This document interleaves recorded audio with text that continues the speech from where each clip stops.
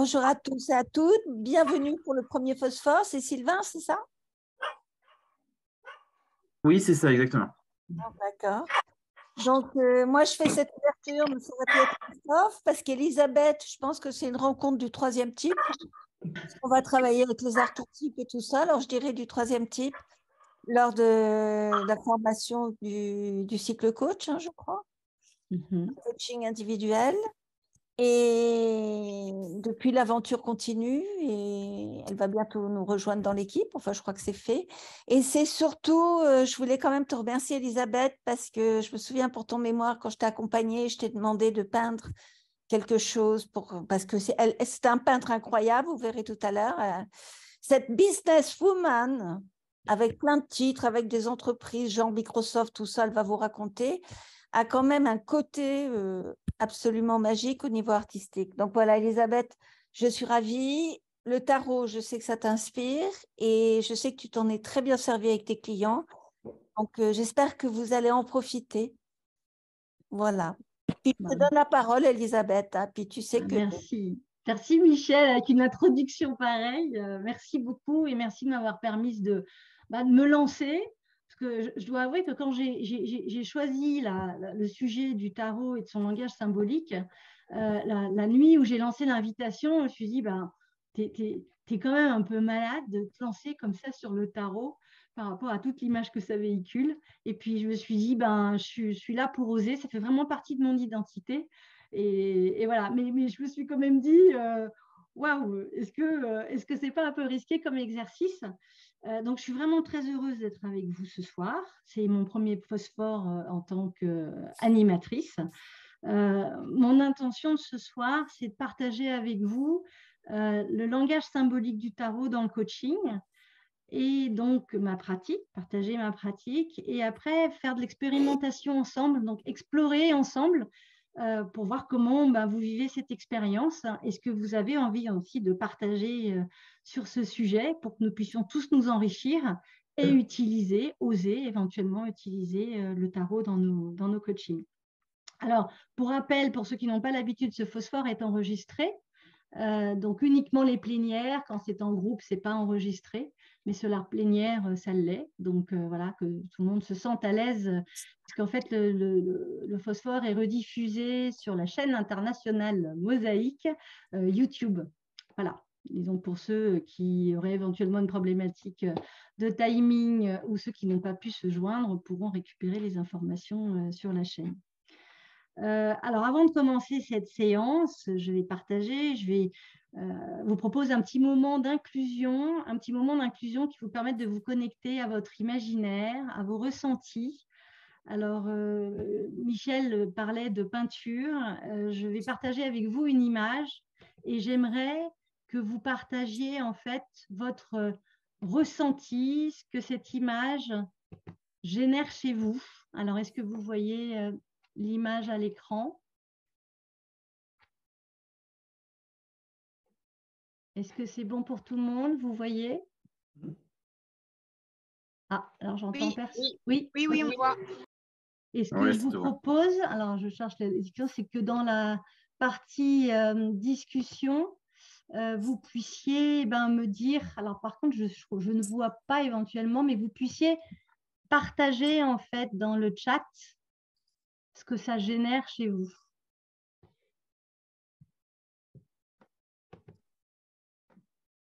Alors, est-ce que je peux demander au co-animateur Christophe de lire éventuellement parce que je ne vois pas ce qui est marqué. Alors, avec grand plaisir. Merci Christophe.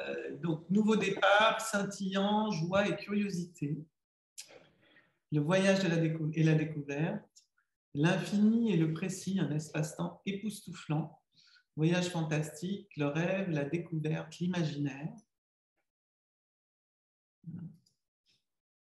Voyage, curiosité. Champ des possibles, enfant. Voyage dans l'univers. Le voyage vers tous les possibles.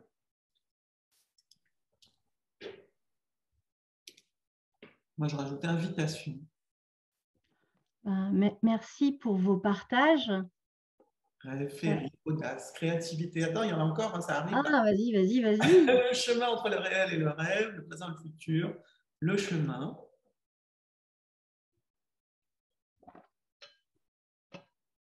Voilà, ça a l'air de se calmer. Donc, ah, la délicatesse.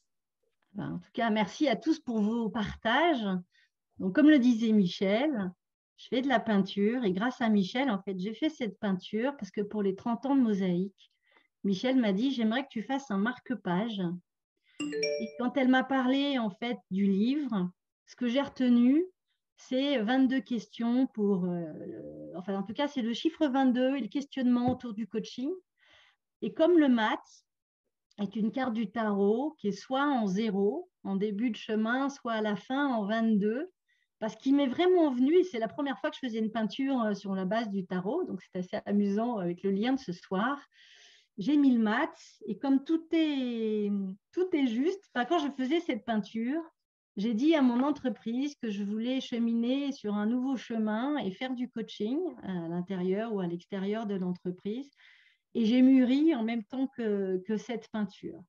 Et pour moi, c'est vraiment, le mat représente le soi et c'est le chemin de ce que je suis ou de ce qu'est le coach dans l'aventure humaine, que ce soit dans le coaching ou que ce soit dans notre développement personnel par rapport à ce que nous vivons tous les jours.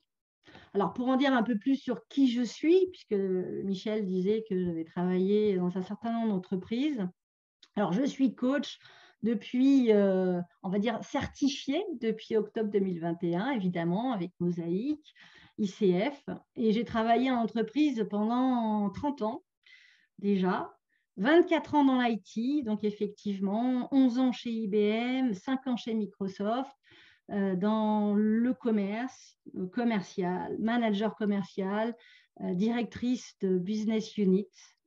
Et puis, j'ai fait un burn-out. Et ce burn-out a été pour moi un born-out, c'est-à-dire une véritable renaissance qui m'a permise de faire un nouveau commencement. Et c'est là que j'ai rencontré le tarot. J'ai été arrêtée pendant 1 an. Et quand j'ai repris le travail, le tarot, j'en parlais tout à l'heure sur ma première rencontre, m'a permis de faire face finalement à mon activité professionnelle parce qu'une reprise après 1 an et après un burn-out, c'est quand même un gros challenge. Et le fait, on a perdu mais c'est pas grave, le fait d'avoir le tarot qui m'accompagne et qui était une source de questionnement a été un véritable atout pour moi. Et j'ai repris une vie professionnelle, non pas dans le secteur de l'IT. Je m'étais dit plus jamais une boîte américaine, plus jamais dans l'IT. Bon, j'ai réussi plus jamais dans l'IT, enfin plus jamais, je ne sais pas, mais en tout cas pas dans l'IT. J'ai repris une business unit chez Medtronic qui est dans le secteur de la santé.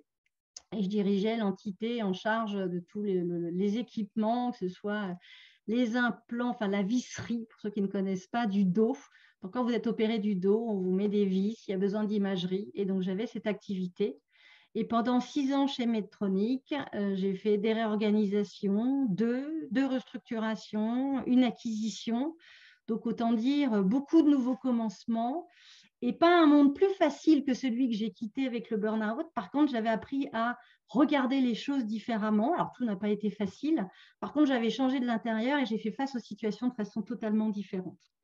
Et depuis 2 ans, j'étais coach interne. Et là, je me suis lancée début novembre. J'ai quitté mon entreprise et j'ai décidé d'être coach à temps plein pour aider les managers face au changement, à oser leur leadership et assumer qui ils sont dans leur leadership.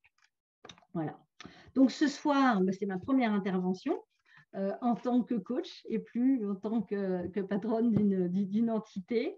Et donc, je vous remercierai de votre bienveillance et surtout, n'hésitez pas à poser des questions. Je remercie Christophe et Michel qui m'ont accompagnée dans mon cheminement et qui m'ont largement aidé à assumer le saut dans l'inconnu.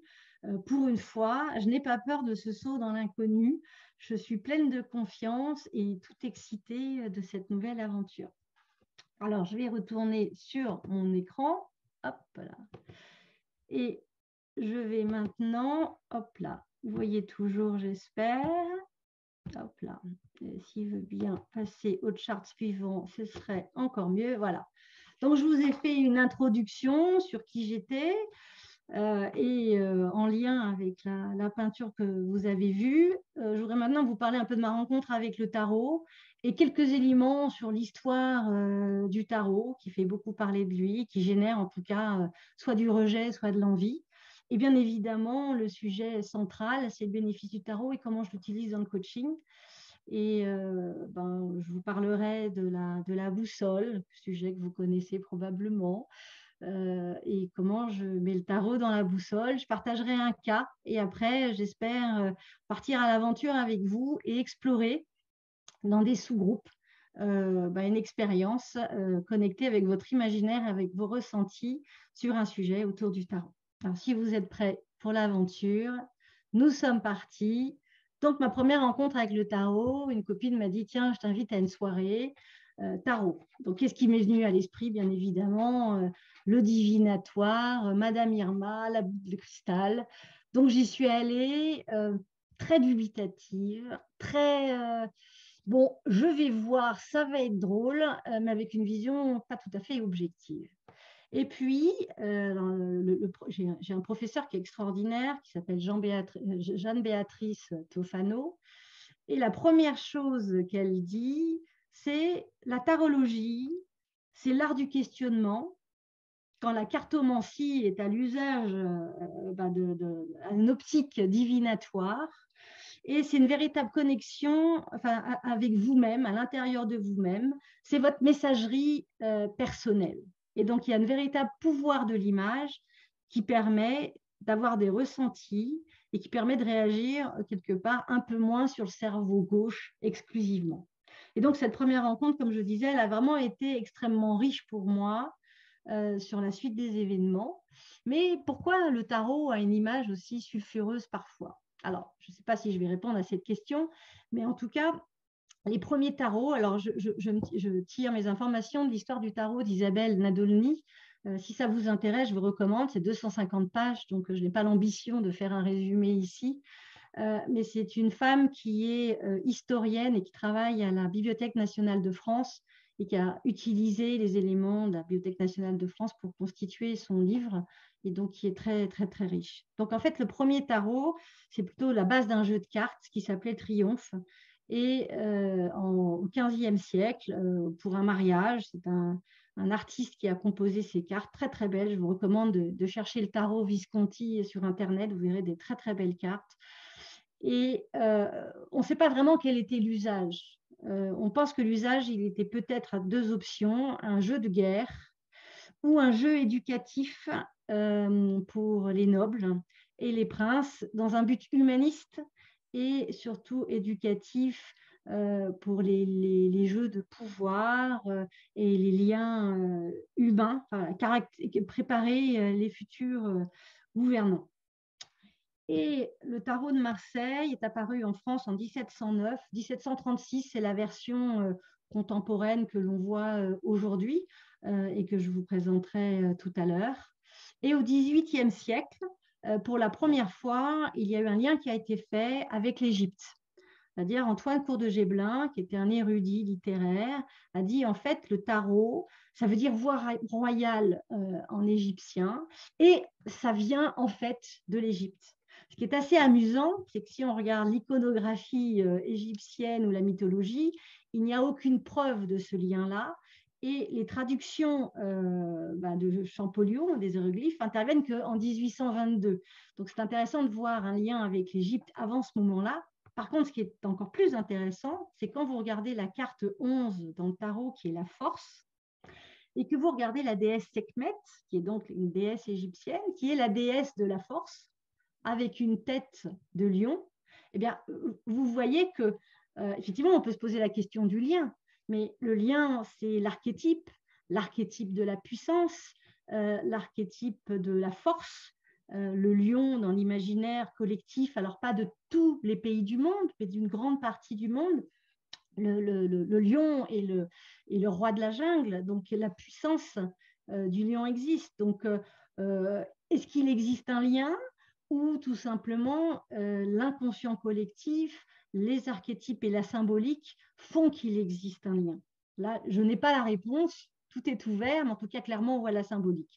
Et la dimension divinatoire du tarot est arrivée uniquement au XIXe siècle, avec un courant occultiste qui était surtout en réaction avec le matérialisme, l'industrialisation extrêmement forte de la civilisation. Et il y avait un courant de pensée qui avait, dont le but principal était de redonner vie aux anciennes initiations, donc l'Égypte, la Kabbale. On retrouve aussi les liens avec la franc-maçonnerie. Et effectivement, quand on prend toutes ces sources ancestrales, nous retrouvons des archétypes et des symboles qui sont similaires. Donc, le tarot, moi, dont je vous parle ce soir, c'est le tarot de Camoin. C'est celui que vous voyez là. L'objectif n'est pas de faire le tour des cartes les unes après les autres. C'est simplement que vous sachiez qu'il y a 78 cartes. Il y a 22 majeurs que vous avez toutes devant vous et 56 mineurs que vous retrouvez dans les jeux de cartes plus traditionnels avec des choses. Il n'y a pas le cœur, le carreau, etc. Mais on retrouve le bâton, l'épée, donc des choses qui peuvent être réutilisées dans des jeux de cartes dans un autre temps et qui sont des cartes très intéressantes à découvrir également, mais c'est plus complexe. Et déjà, travailler sur 22 cartes majeures, c'est déjà un bon objectif. Alors, quel est le pouvoir en fait du tarot dans le coaching? Pour moi, c'est vraiment le pouvoir des images. Alors, Christophe, si jamais il y a des choses dans le chat, moi, je ne peux pas voir, donc je me permets. Sinon, vous pouvez oser m'interrompre, mais si jamais il y a des choses dans le chat, je me permets, Christophe, de te solliciter. Je te dis, je surveille. Merci. Donc, vraiment, c'est le pouvoir des images et c'est questionné sur de multiples axes. Parce que ce qui est important, c'est vraiment la première réaction. Qu'est-ce que génère la carte? Et puis, les sensations, c'est-à-dire effectivement questionner sur les sensations et sur les polarités. Parce que les cartes, elles plaisent, elles ne plaisent pas. J'aime pas cette carte. Elle me fait peur, elle me met en joie. Elle génère beaucoup d'émotions, mais aucune carte n'est mauvaise. Parce que les cartes sont comme nous, elles sont ombre et lumière. Donc, toutes les cartes ont ce paradoxe. Et donc, c'est très intéressant de travailler sur cet axe-là auprès des clients. Il y a l'axe des personnages, c'est-à-dire que quand la personne a été capable de parler de son ressenti, ou si elle a des difficultés d'ailleurs à partager, c'est l'aider à explorer sur sa réaction par rapport au personnage ou pas, puisque vous avez des cartes qui n'ont pas de personnage, la roue de la fortune par exemple. Alors si, ce ne sont pas des personnages humains, mais vous n'avez pas uniquement des personnages, vous avez des noms sur la carte, presque sur toutes, sauf sur l'arcane sans nom, sur laquelle je reviendrai, qui est le numéro 13. Et là, on en vient sur les chiffres. Le 13 fait penser, il y a des gens pour lesquels c'est jour de chance, et pour d'autres, c'est le jour de malheur. C'est là où on voit bien la polarité du chiffre. Le nom de la carte, quand vous avez l'empereur, l'impératrice, le pape, la papesse, archétype du grand prêtre ou de la prêtresse. Quand vous retrouvez la lune, le soleil, les astres, pareil, ce sont des archétypes qu'on retrouve dans un certain nombre de domaines.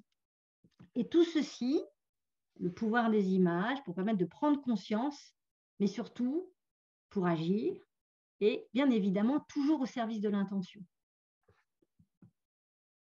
Alors dans la boussole, j'ai reconstitué en fait ma vision de la façon d'adresser une séance de coaching, alors du jeu au nous bien évidemment, mais en termes de structure, ce que j'ai trouvé très important, d'abord que le client tire les cartes. Donc c'est vrai que je l'ai fait en présentiel, je ne l'ai pas fait en digital. Néanmoins, en digital, je pense qu'on peut gérer la situation en faisant choisir le client des chiffres entre 0 et 22. Qui permettrait que le choix soit bien de la part du client pour qu'il soit acteur. J'ai constaté que les silences étaient extrêmement importants parce que, alors ça l'est toujours en coaching, bien évidemment, rien de neuf là-dessus, mais le ressenti autour des cartes peut être tellement surprenant que les silences et le méta, pour moi, sont particulièrement structurants dans une approche avec le tarot. Et bien évidemment, les questionnements. La relation de confiance, bon, pareil, un grand classique. Mais quand vous sortez les cartes du tarot auprès de votre client, il est très important d'avoir un niveau de confiance réciproque. Un, pour être à l'aise pour sortir les cartes, et deux, que le client ne vous voit pas comme Madame Irma ou quelqu'un de surréaliste. Donc là, vraiment, la confiance est fondamentale. Le méta, je le remets vraiment de façon importante, puisque j'ai vraiment vécu des situations où c'est vraiment le méta qui a permis à la personne de s'exprimer, parce qu'il y avait blocage devant la carte. Et voilà, c'est pour ça que le méta, pour moi, est vraiment un point très important. Et accueillir la réaction du client, comme dans beaucoup de sujets, mais l'accueillir dans le fait qu'il aime ou qu'il n'aime pas les cartes, que quand les cartes sont sorties, il ait une réaction, puisque tout est matière, que sa réaction soit bonne ou qu'elle soit réticente par rapport aux cartes, ben, c'est accueillir et ce sera une matière de discussion et de travail. Après, c'est une véritable plongée dans l'inconscient, clairement, parce que j'ai déjà évoqué tout à l'heure. Et j'ai pris quelques verbatims sur la réaction face aux cartes et la transformation associée. Et donc là, j'en ai mis quelques-unes qui est vraiment le choc visuel, une évidence, pièce du puzzle, pour avoir mis celles qui étaient les plus marquantes. Alors, je ne sais pas s'il y a des questions. Non, très bien. Pas pour le moment. Pas pour le moment. Alors, je me suis amusée, sur les bons conseils de Michel, à mettre des cartes sur la boussole. Et clairement, le mat, comme je l'ai mis au démarrage, c'est le soi, c'est le moi profond. Et donc, aussi bien en tant que coach qu'en tant que client, pour moi, c'était la carte qui était une vraie symbolique du jeu. Le monde, bien évidemment, le travail que l'on fait avec un client, il est en systémie par rapport à son environnement. Et de fait, le monde me semblait une évidence. Ce qui est intéressant sur cette carte, c'est que vous avez 4 personnages qui sont le bœuf, le lion, encore une fois, sur la force, l'aigle et l'ange. Et ce sont différents sens. Vous avez la sensation physique avec le bœuf très terre à terre, d'ailleurs c'est sur la partie terrestre. Vous avez le lion sur la partie intuition, vous avez l'aigle sur la partie très rationnelle, analytique, pensée, et vous avez l'ange qui représente les émotions. Et donc le lien avec le monde, il est bien évidemment sur tous ces aspects-là. Et il n'est pas, comme ça arrive souvent dans le monde de l'entreprise, uniquement sur le rationnel, l'aigle, ou du moins croire que c'est uniquement sur le rationnel, parce que même si on le croit, de toute façon, la dimension émotionnelle interfère dans les relations à l'intérieur de l'entreprise.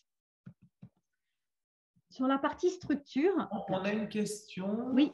Et pourquoi pas le battleur à gauche, le commencement de la question de Nathalie. Merci. Alors, c'est tout à fait une option. Je vous proposerais… on va le faire même d'ailleurs comme ça. Ça pourrait tout à fait être le battleur, un nouveau commencement, mais ce qui montre bien que c'est très personnel. Moi, j'ai mis le mat. Nathalie, tu mets le battleur et c'est la carte numéro 1. Donc, elle fait complètement sens.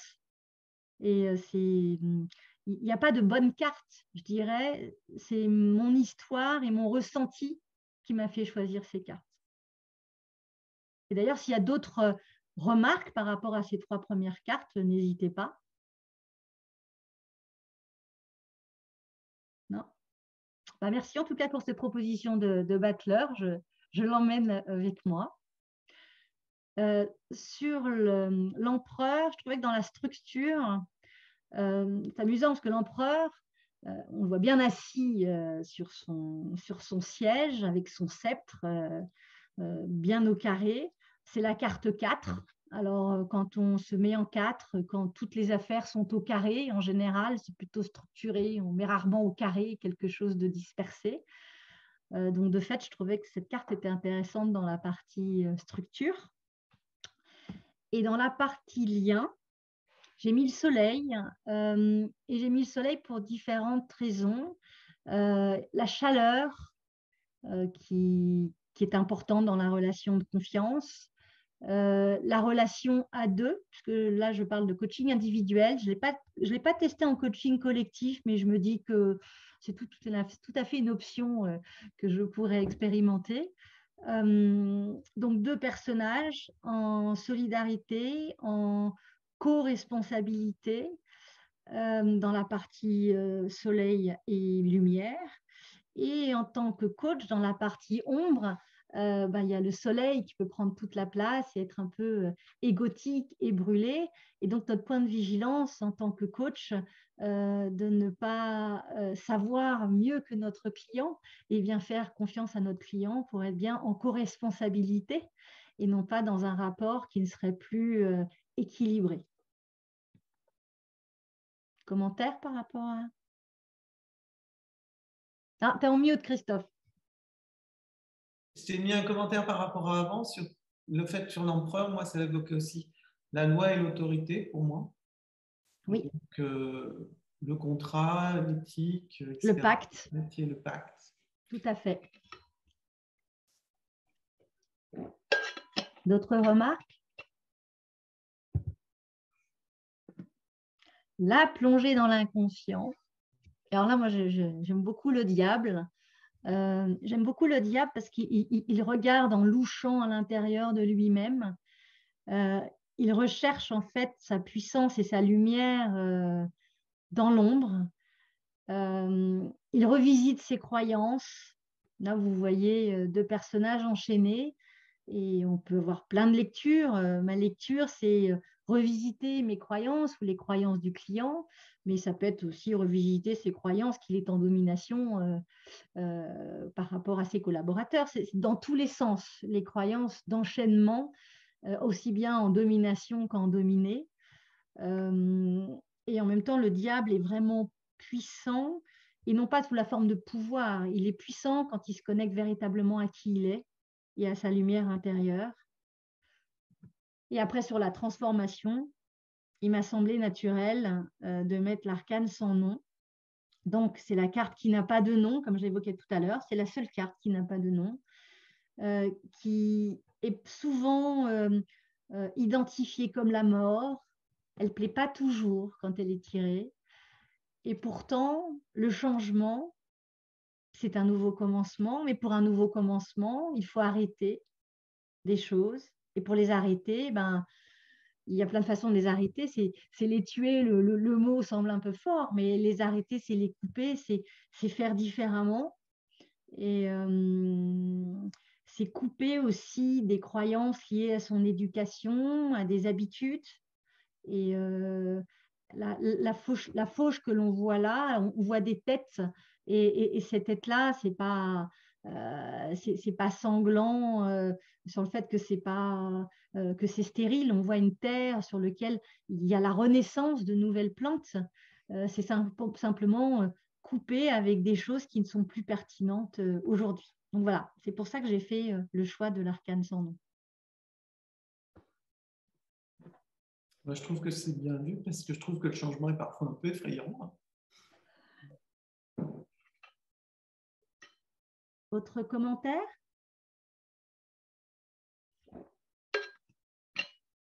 Alors, je vais Je vois des lèvres qui s'agitent, mais… Ah, allez-y alors.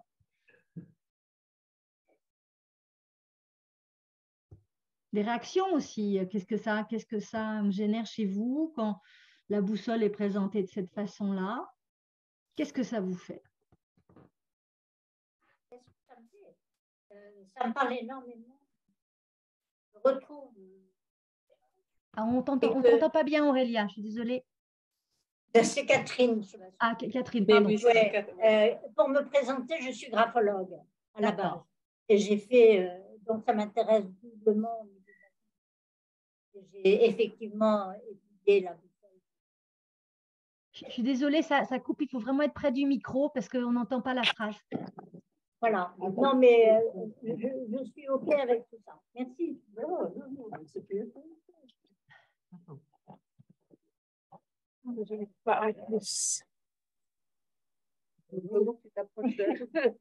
Oui, je trouve très intéressant la structure des cartes avec le côté droit et gauche du cerveau et la symbolique que je rejoins complètement aussi avec la graphologie où on a une symbolique des signes et de l'espace. Donc, merci pour cette image. Merci. Alors, moi, Elisabeth, j'ai un petit peu de mal, hein, du coup, avec la présentation de la boussole et les cartes. Bon, je comprends la logique derrière, mais du coup, je me dis comment tu amènes le coaché. Donc, tu lui fais tirer les cartes et du coup, tu les positionnes sur la boussole ou… Alors, absolument pas. Alors, c'est ça, j'ai du mal à comment tu… Je comprends. Voilà. Alors, là, l'objectif était plutôt de voir l'apport du coaching et donner ma vision avec les cartes, mais effectivement, je ne les utilise absolument pas comme ça. Donc, ce que je te propose, que c'est juste après. En fait, je voulais éventuellement que quelqu'un donne une idée pour la récolte et le sens, parce que je ne l'ai pas rempli. Et après, je présenterai un cas et je pourrais revenir sur un certain nombre de protocoles que j'ai pu pratiquer si ça t'intéresse. Du coup, Nathalie a devancé ta demande, puisqu'après ce tour, elle demande si tu associes le monde à la récolte. Donc justement, alors je ne l'ai pas fait pour vous laisser ressentir les cartes et vous demander quelle lame vous verriez pour intention et récolte. Donc j'entends Nathalie, le monde pour la récolte, c'est ça? C'est ça. D'accord. Et qu'est-ce qui te fait mettre le monde en récolte, Nathalie? La parole, du coup, ce sera plus simple. Je connais un petit peu le tarot, tu as dû deviner à mes remarques, mais parce que justement, on est sur une carte qui est sur la globalité du monde, avec les quatre personnages et qui est vraiment l'harmonie, quoi. Pour moi, qui est vraiment. C'est pas l'harmonie, le bon terme que je cherche, c'est plutôt l'épanouissement, quoi.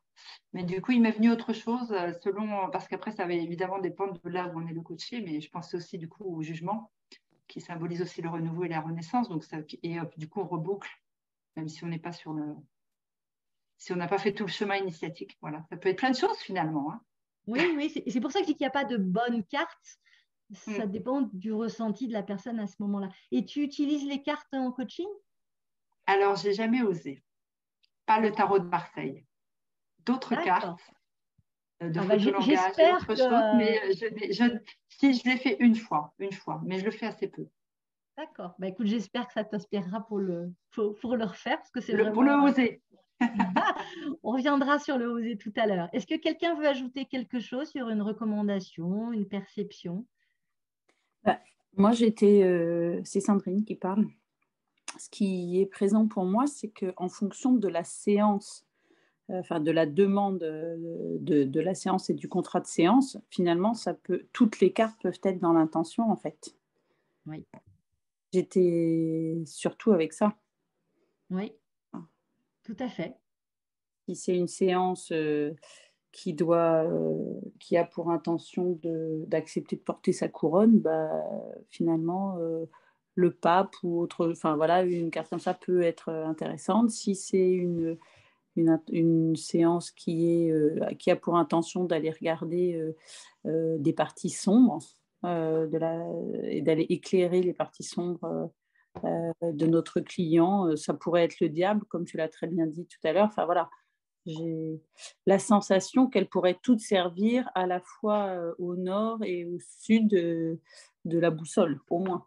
Oui, je partage. Je pense qu'avec les cartes, c'est très important de ne pas s'enfermer dans une carte, aussi bien dans l'interprétation d'ailleurs que dans l'endroit où on la pose, puisqu'en fonction de la projection que la personne en fait, ou même nous, moi j'ai mis ma projection en fait sur la boussole, mais ce n'est que ma vision à un moment T.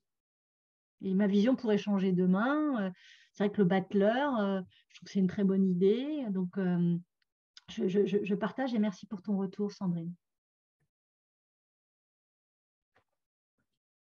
Une autre intervention? Oui, moi, je verrais bien dans la récolte, c'est le chariot, parce que quoi qu'on fasse dans une séance, ça met en mouvement en fait le client. Voilà, je trouve que ça y correspond bien. Et après, pour rebondir sur ton commentaire, effectivement, moi, j'utilise beaucoup le photolangage. En fait, on peut prendre la même carte et un jour, elle nous inspire quelque chose et un autre jour, autre chose. Donc, effectivement, toutes les cartes du tarot, je pense, peuvent bouger en fonction de l'état d'esprit du client. Merci, Sophie. Moi, j'ai envie de rebondir aussi parce que je trouve que l'idée que toutes les cartes sont valables et j'y adhère complètement. Et moi, je vois un cheminement, en fait, dans l'ordre des cartes, de passer des étapes pour aller finalement rentrer en lien ultime de la dernière étape avec le monde avant de recommencer un nouveau chemin, en faisant un nouveau commencement, en revenant au départ avec le matelas. Donc, ça résonne en moi. À un moment donné, on accompagne finalement nos clients pour qu'ils rentrent encore plus en contact avec les autres, avec l'altérité, et avec le monde pour y être utile. Donc, voilà, moi, je trouve que c'est vraiment à quelle étape j'en suis aujourd'hui par rapport à mes objectifs ou à mes envies. Voilà, je vois un chemin. Merci Christophe. Ça me fait penser à la spirale parce qu'effectivement, de toute façon, on traverse toutes ces cartes et puis on recommence.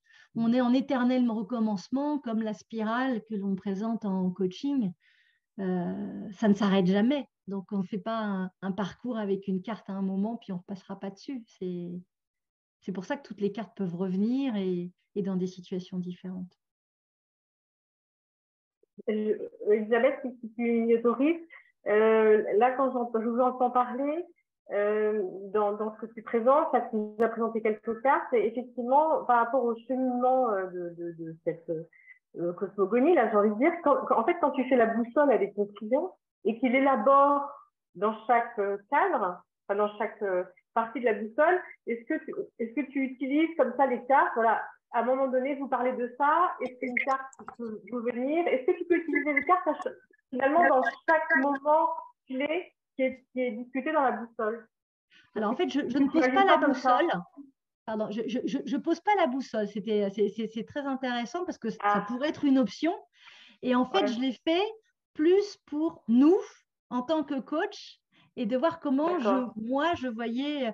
Mais je vais aller du coup sur un cas client. Ça va vous permettre de voir comment j'ai utilisé les cartes. Mais c'est une option.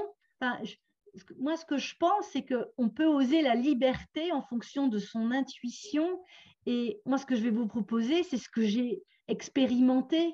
Mais je pense qu'il y a plein d'autres façons de faire. Donc, je pense que ça dépend de notre ouverture personnelle, mais c'est plus le fait d'oser si on en a envie que tel cadre va marcher ou pas. Donc là, c'est mon premier exemple. C'est le premier client avec lequel j'ai fait un tirage. Bon, j'avoue que je l'ai fait à la 4e séance. Avec du recul, je pense que je ferais plutôt du tarot. Dans la 2e partie, en général, je fais des coachings de 10 séances et je pense que la 2e partie, la personne a mûri et du coup, la symbolique peut être encore plus puissante. Néanmoins, j'ai osé le faire à la 4e séance. J'ai eu un client qui est arrivé extrêmement stressé. Et dans le contexte, on était en début d'année. On a fait tout simplement un tirage de début d'année qui était… Donc, l'intention, c'était ce que je laisse en 2021, donc ce qui est obsolète par rapport à 2021, ce que je laisse venir en 2022, donc ce qui est nouveau, et quelles actions pour ce nouvel équilibre. Alors, ce qui est intéressant, c'est quand j'ai posé ces 3 points, mon client s'est précipité pour écrire sur du papier ce qui lui venait. Et j'ai dit non, on ne va pas faire ça. Je te propose, si tu es OK avec ça, de sortir complètement du cadre. Donc, j'ai amené en disant, si tu es ouvert pour vraiment expérimenter quelque chose, de décaler, mais qui va te permettre de te décaler aussi dans l'attention avec laquelle tu arrives. Et j'ai sorti mes cartes de tarot. Il a regardé effectivement d'un air un peu surpris. Je lui ai demandé s'il était OK. Et donc, il a tiré des cartes. Et les cartes qu'il a tirées, c'était la Maison Dieu, l'arcane sans nom et l'impératrice pour chacune de ces parties-là. Et ce qui a été très intéressant, c'est ce qui est arrivé sur les images n'avait rien à voir avec ce qu'il avait écrit. Parce qu'il est arrivé, il est allé complètement dans un autre registre. dans la partie, il avait un sujet sur la gestion de… Oui, et l'autre point, c'était quand il a tiré les cartes et qu'il a commencé à parler de la Maison Dieu, il y a des choses qui lui sont venues. Et assez rapidement, il m'a dit « Ah, mais je ne sais pas si je devrais… si c'est ce que veut dire la carte. » Et là, je lui ai dit « Stop, stop, le sujet de ce que veut dire la carte n'est pas le sujet. Le sujet, c'est qu'est-ce qu'elle veut dire pour toi ?» Et donc, voilà. Et je pense que c'est vraiment de dire que c'est un support d'expression sur un autre axe qui permet de démystifier la carte. Ça, c'est voilà. C'est un tirage que j'ai fait et qui a été très intéressant. C'était le premier, donc j'ai osé ce premier-là, et ce premier-là m'a fait en faire d'autres, et je pourrais partager sur d'autres tirages si vous le souhaitez. Est-ce qu'il y a des questions déjà par rapport à ça? À cette… Voilà, la question qui me vient, c'est il choisit les cartes en les voyant, ou alors il les choisit juste à l'intuition et elles sont dos tournées? Elles sont dos tournées. D'accord, ok. Il y a donc à l'intuition, effectivement. Et tu as parlé qu'il avait écrit. Il a écrit avant de tirer les cartes ou après de tirer? Avant d'avoir tiré les cartes, en fait, il pensait répondre à ces questions et il avait pris son cahier, il avait commencé à répondre. D'accord, ok, merci. Et du coup, comment est-ce qu'il y a eu une interprétation de sa part sur… Tout à fait. Que je laisse derrière. Par exemple, sur la Maison Dieu, il a vu des clowns qui se cassaient la figure.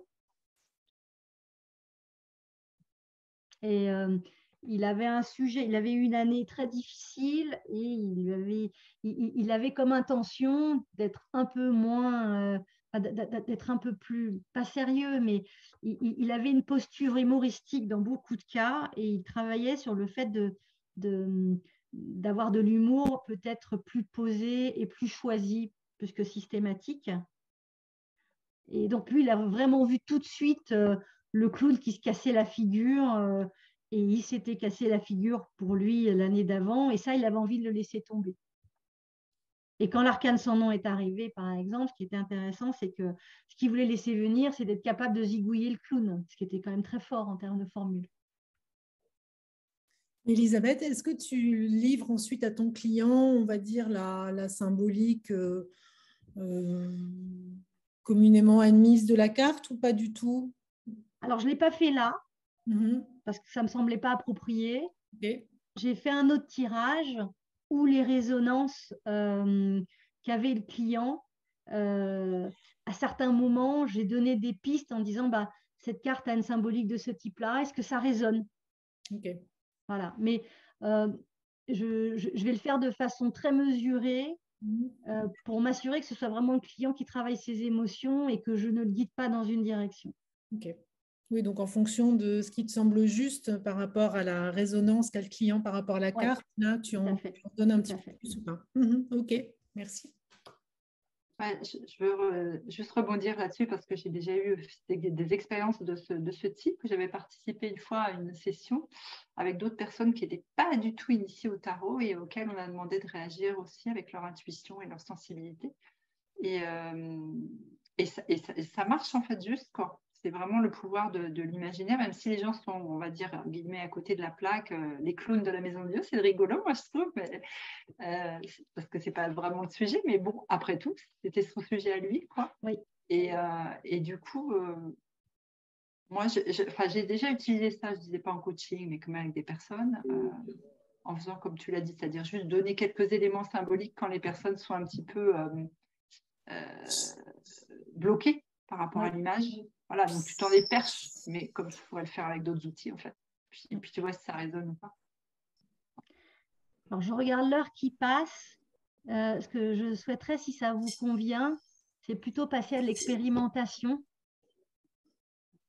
Et on pourra revenir éventuellement si nous avons le temps derrière. En fait, ce que je souhaitais vous proposer, si vous êtes OK avec ça, j'ai sorti 3 cartes parce que sinon, c'est trop difficile de savoir quelle carte et puis on est en distanciel. Donc, en fait, je vous propose 3 cartes que je vous propose de prendre en photo. Et la consigne, et par contre, je crois que c'est Julien. Voilà, merci. La consigne, c'est donc en quoi la carte que vous avez choisie parle de votre relation avec vos clients.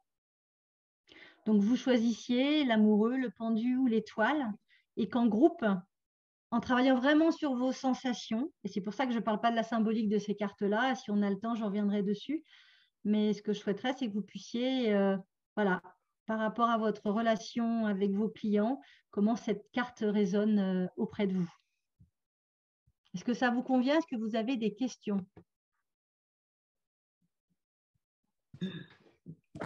Alors, comment allez-vous après ce petit moment d'expérience? Très bien. Très bien. Très bien, très bien.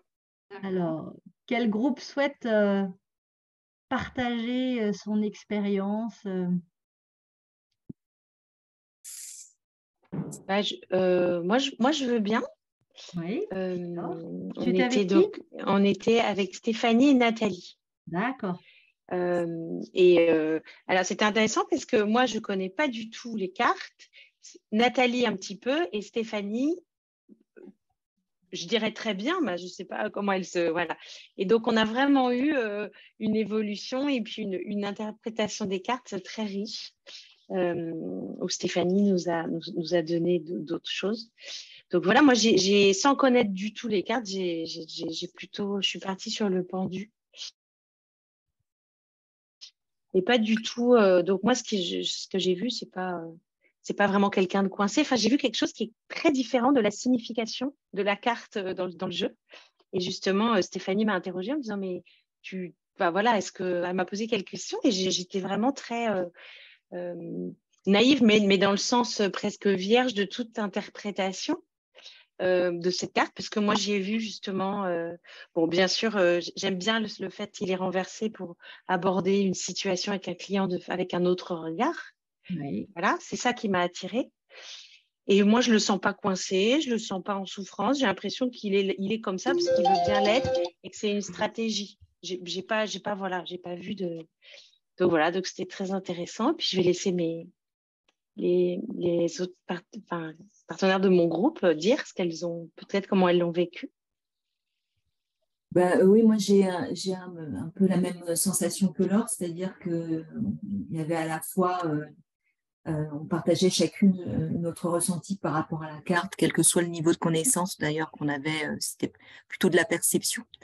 Et les apports de Stéphanie en tant qu'experte du tarot ont été utiles pour mettre en connexion justement notre perception avec la réalité des cartes. Moi, j'ai choisi l'étoile parce que ça m'évoque aussi la récolte. C'est une pluie d'étoiles qui tomberait comme ça, qui arriverait au cocher. Et puis, cette femme qui est assise, je l'imagine, au bord peut-être d'une rivière. En tout cas, il y a de l'eau qui coule de ses cruches, dans une position d'humilité, la posture du coach, avec un genou à terre. Et pour moi, ça m'a évoqué le coach qui accompagne son client. Donc voilà pourquoi j'ai choisi cette carte aussi pour ces étoiles qui rayonnent en fait. Voilà. Merci Nathalie. Stéphanie, du coup? Oui, je suis désolée, je ne peux pas mettre ma vidéo, je suis dehors. Alors, je ne suis pas une experte du tarot, c'est juste que je tire les cartes de temps en temps, donc je connais la signification des cartes. Et en fait, ce qui est vrai, que c'est très difficile de partir de façon neutre en ayant déjà en arrière-plan ce que ça signifie dans le cheminement d'un tirage. Et donc, moi, j'ai pris l'amoureux. Et l'amoureux, pour moi, c'est le tiraillement entre la raison et l'intuition. La difficulté parfois de se laisser aller à l'intuition et laisser tomber un peu le mental et la raison. Comme un petit ange qui envoie sa flèche et qui nous envoie la bonne intuition, la bonne chose à faire, la chose qui va être adaptée au client au moment, à l'instant T, au moment présent. Merci Stéphanie. Voilà. C'est intéressant parce que tu parles de polarité avec le tiraillement. Oui. Alors que Nathalie et Sophie, je ne sais plus qui mais c'est Sophie, c'est ça? Non, Laure, pardon. Et Laure, vous avez vraiment été dans le côté lumière de la carte. Donc, c'est intéressant aussi de voir… Oui, moi je suis un peu influencée par le choix, enfin le choix de l'amoureux forcément. Donc c'est mieux d'utiliser, je pense, les cartes du tarot quand on est novice, hein, parce que du coup il n'y a pas cette influence. Enfin voilà, c'est mon avis personnel. Ok, merci Stéphanie. Qui souhaite compléter? Oui, moi je veux bien, parce que je veux bien revenir sur ce qui vient juste d'être dit. Moi, ça m'a posé aussi une difficulté au départ. Je me suis dit, voilà, comment je vais choisir, puisque je les connais déjà bien. Mais je crois que c'est quand même possible, hein, parce que je me suis beaucoup concentrée. Et en fait, il y en a une qui m'a sauté tout de suite aux yeux. Donc, c'est aussi faire confiance au corporel. Il y a eu beaucoup d'autres phosphores où on a parlé du corps. Et je me suis dit, ah, punaise, je parlais de choisir celle-là, mais c'est celle-là. Et c'est laquelle? C'était le pendu. Et c'était le pendu, mais dans la version une difficulté que je vis dans mes relations avec certains clients en ce moment. Donc mais c'était hyper intéressant. Et puis après, je me dis, oh, il y a le verre à moitié vide et il y a le verre à moitié plein pour revenir sur les polarités. Quand tu dis ce que tu vis impuissance d'un côté pardon, donc je voyais plutôt de l'impuissance, moi, dans l'accompagnement. Puis après, je me suis dit, non, mais tu oublies complètement que tu as une force à aider tes clients à ce qu'ils changent leur point de vue et à le voir complètement autrement. Donc, voilà, j'ai rétabli les choses. Donc, je pense, voilà, juste pour dire, oui, ça demande de la concentration quand on connaît déjà les choses, mais je pense qu'on pourrait appliquer ça à tout un tas de choses dans le coaching, sur des outils qu'on connaît bien et où on peut avoir tendance, du coup, à être un peu biaisé quand on les utilise. Ça demande du travail, mais après, voilà, moi j'essaie de faire confiance à mon corps maintenant quand c'est comme ça. Je me dis, ouh, alerte. Bravo Nathalie. Et pour revenir sur le pendu et le lâcher prise, c'est aussi lâcher prise de sa connaissance pour accueillir ce qui est donné par le client ou accueillir ce que l'on ressent en mettant de côté son expertise. Donc le pendu est très intéressant de ce point de vue-là. Et puis il y a la gestation, enfin il y a mille choses. Plein de choses, oui. Est-ce que quelqu'un d'autre veut partager l'expérience? Est-ce qu'il y a eu des expériences difficiles? Nous, on s'est dit que les 3 cartes, en fait, elles nous parlaient de la relation à nos clients en tant que coach. L'amoureux, parce que moi, je disais, déjà, l'amoureux, déjà, c'est le terme. Au-delà de l'image, c'est le terme, parce que moi, j'aime mes clients, par principe. Donc et puis ensuite, en regardant la carte, j'ai dit, oui, j'aime mes clients, mais là, en fait, ils sont 3, ils sont un peu sérieux, donc c'est bizarre, quoi. Et en même temps, c'est le collectif, donc c'est l'idée de la relation aux autres. Il y a quand même l'ange gardien qui est là. Moi, j'y connais rien aux cartes, mais l'ange gardien, il est là, donc il envoie les petits messages, comme disait tout à l'heure, je ne sais plus, Laure, c'est peut-être l'intuition. Le pendu, parce que c'est upside down, donc, mais c'est pas violent, c'est effectivement un mouvement la tête à l'envers qui parle de ce qu'on permet en fait ce qu'on permet de faire à nos clients, quoi. Avec j'évoquais aussi ces espèces de troncs là où il y a comme moi je vois des pousses, des jeunes pousses sur les côtés. Alors c'est des troncs qui sont tranchés, mais moi j'ai d'abord vu des jeunes pousses. Donc il y a ça, et puis il y a alors l'étoile, évidemment, elle parle aussi de la relation au client, et en même temps, je trouve que dans cette étoile, il y avait la nudité qui est une forme de retour vers l'authenticité, en fait. Il y avait le fait d'arroser, donc de nourrir, d'alimenter, et puis il y a toutes ces étoiles qui sont des ressources à explorer, mais il y a comme une forme de tristesse, en tout cas, de nostalgie dans le regard qui tombe, c'est que ça questionne. Il y a quelque chose encore là, dans la lumière à lâcher. C'est intéressant parce que sur la partie de l'amoureux, tu as dit que ton choix s'est porté notamment avec le mot. Ah oui, qui montre bien que la réaction n'est pas que sur l'image et que sur les personnages. Là, c'est les mots qui t'ont influencé, comme parfois des clients peuvent avoir des chiffres fétiches et être influencés finalement en termes de perception d'une carte sur la partie chiffres. Ouais. Et ce qu'on partageait après avec Sandrine, qui elle utilise d'autres cartes qui ne sont pas le tarot de Marseille, mais le tarot zen, peut-être que tu peux en parler, Sandrine, c'est intéressant. C'est que le fait après la première réaction, d'évoquer, de partager la signification de la carte, ça permet d'induire autre chose et peut-être aussi de déclencher une prise de conscience différente. Je ne sais pas, Sandrine, si tu as envie de partager là-dessus. Ce que je disais juste, parce qu'on était beaucoup sur la réserve dans l'utilisation de la signification vraiment de la carte en disant, pour pas donner à la séance un aspect divinatoire en fait. Et ce que je disais, c'est qu'après avoir laissé résonner la carte chez le client, je trouvais que c'était intéressant d'utiliser le sens universel de la carte comme un point d'appui de confrontation du coach pour emmener son client un pas plus loin en fait, ou deux ou trois, enfin voilà, faire prendre conscience parfois ou générer des prises de conscience parfois sur des sujets qui sont tellement justes qu'ils sont difficiles à voir. Tout à fait. Et en fonction de l'état du client et de sa capacité en tant que coach aussi, c'est utiliser ou pas les références symboliques. Mais effectivement, la possibilité de le faire, parce que ça permet de voir les choses différemment pour le client également. Merci Sandrine. Et donc c'est le tarot zen, que je ne connais pas, mais je jetterai un œil sur le tarot zen. Et donc que tu utilises fréquemment. Oui, depuis longtemps. Oui. D'accord. Et par rapport à ce que tu as expérimenté, les cartes sont différentes, mais c'est la même optique et la même démarche. C'est le jeu de cartes. La présentation de ton premier slide qui parlait de tous les axes d'utilisation sur les personnages, la symbolique, le cerveau droit, enfin, voilà, tout ça, ça sert la même chose en fait. Voilà. Donc, voilà. Merci Sandrine. Merci à toi. Est-ce qu'il y a d'autres retours?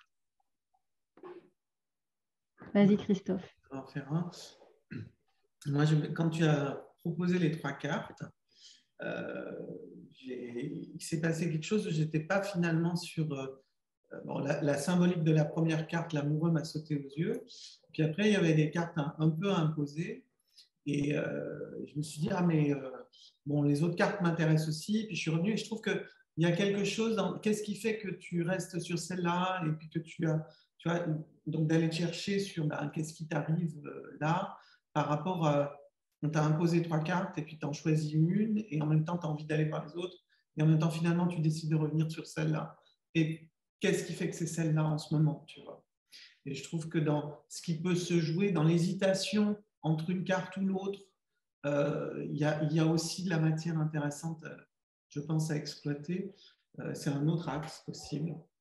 D'accord. En fait, de choisir des cartes de la même façon. Parce que ce que j'ai expérimenté avec vous, donc merci, c'est la première fois, parce que je n'avais jamais imposé des cartes et je n'étais pas trop dans cette optique-là. Mais la dimension technologique a fait qu'il a bien fallu que je trouve quelque chose qui puisse faire sens. Et effectivement, la matière, c'est pourquoi celle-ci et pourquoi pas les 2 autres. Voilà, ou pourquoi les 3. Donc en fait, tout est matière.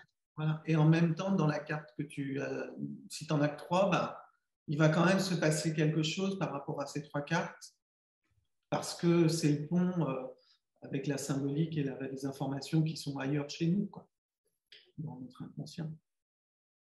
Donc finalement, si tu as que 2 cartes sous la main, je me dis, je vais m'autoriser à travailler avec ça. Oui, parce que de toute façon, elles font parler ou pas. De toute façon, elles génèrent quelque chose. Et qu'est-ce qui a fait que tu as choisi, toi, ces 3 cartes, Elisabeth? Alors, on en a discuté un peu avec Michel, on s'est un peu auto-challengé.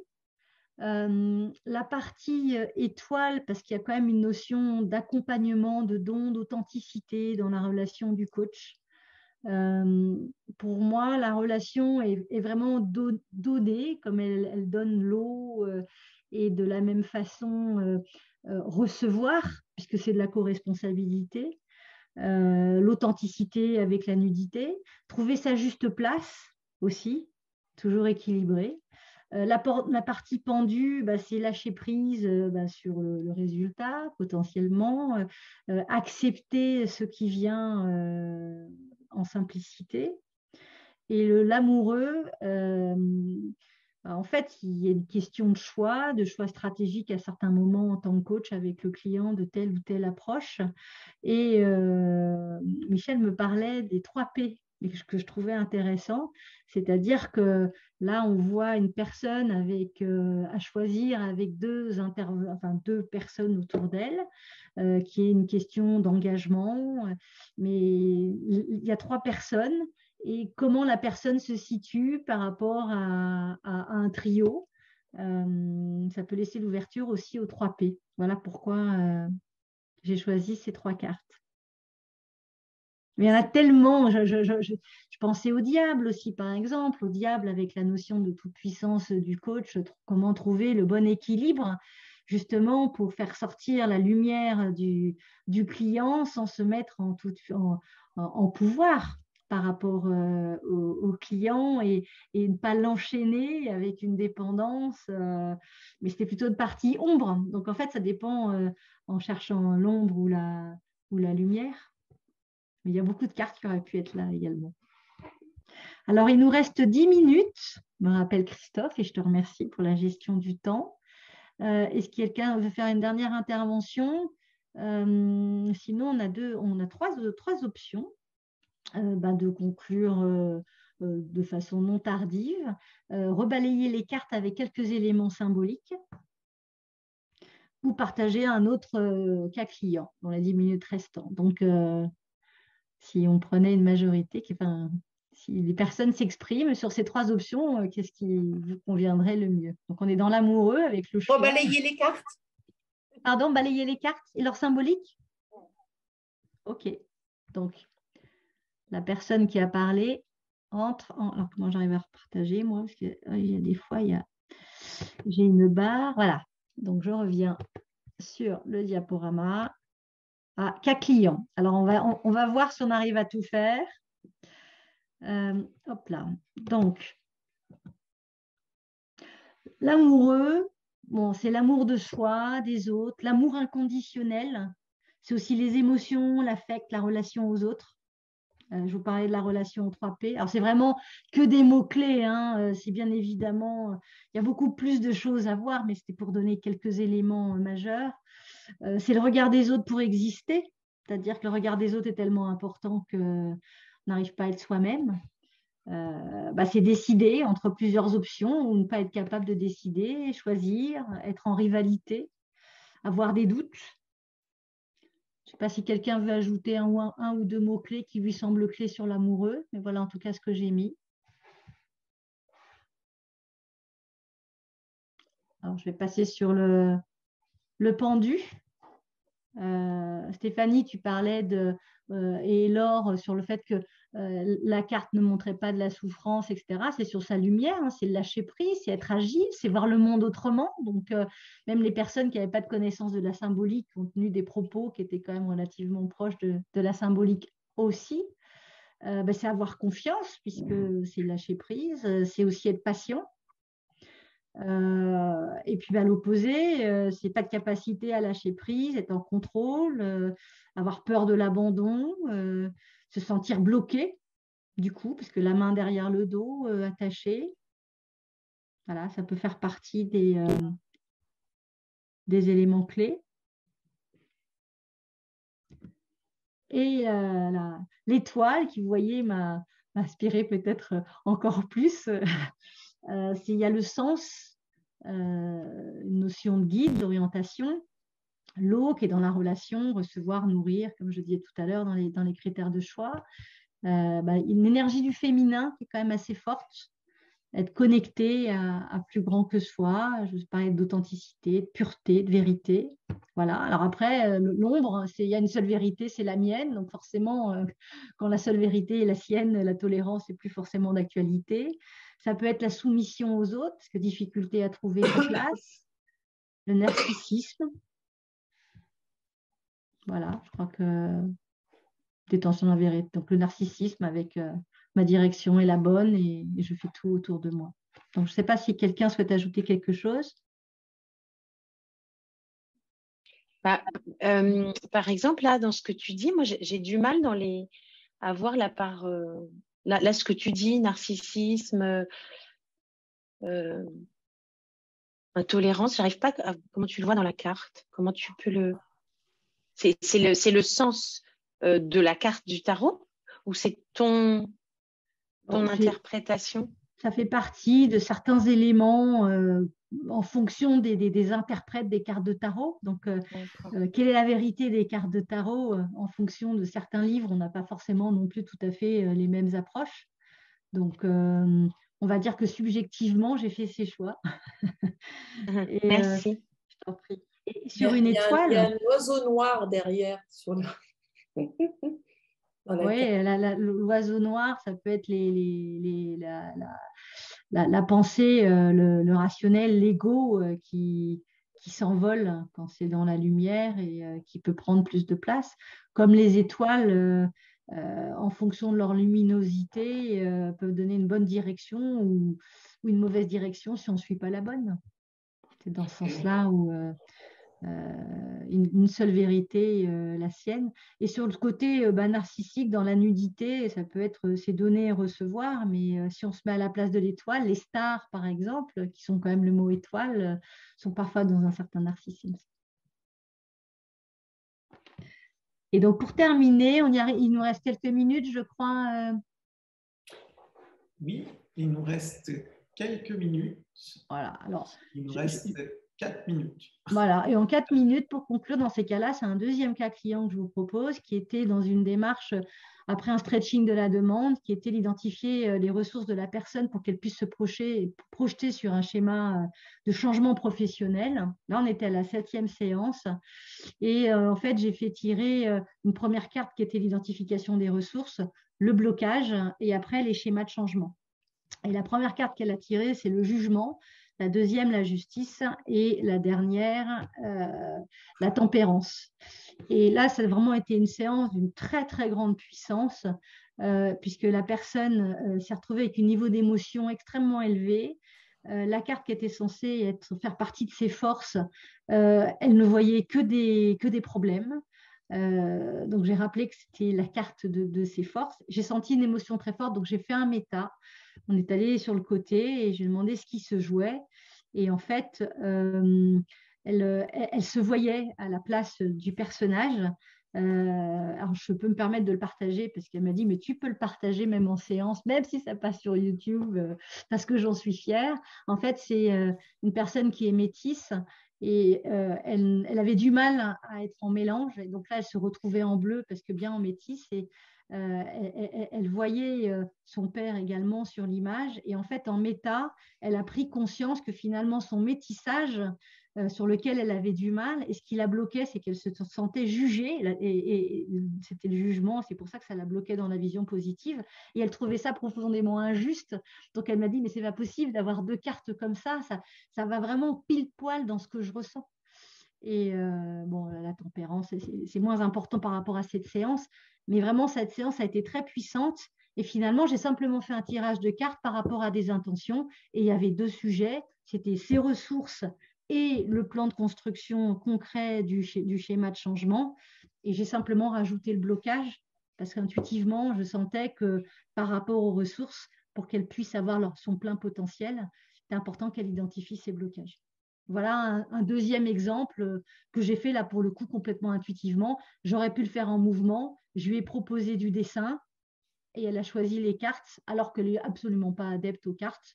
Et elle n'a vraiment pas regretté. Pour elle, ça a été la séance la plus puissante sur les 10. Voilà, je crois que j'ai présenté finalement tout ce que je pouvais. Est-ce qu'il y a une dernière question à laquelle je peux répondre avant de... Moi, je vais m'acheter un tarot. Tu vois, même sans connaître, il y a plein de choses à voir.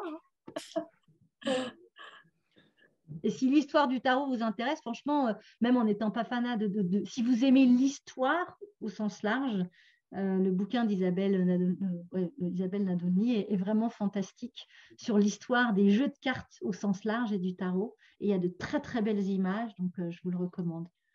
En tout cas, merci vraiment beaucoup pour cette première expérience, parce que, 1, j'ai pu partager, et 2, vos retours ont été extrêmement riches pour moi. J'espère que ça vous donne envie, effectivement, merci Stéphanie, d'oser pour ceux qui n'ont pas osé, en le positionnant vraiment sur le pouvoir de l'image plutôt que la dimension occulte du tarot et de la cartomancie, et de oser si vous en avez envie. Et voilà, j'espère que ça vous laisse d'autres ouvertures, ou d'utiliser tout simplement des images qui sont aussi une autre approche des archétypes.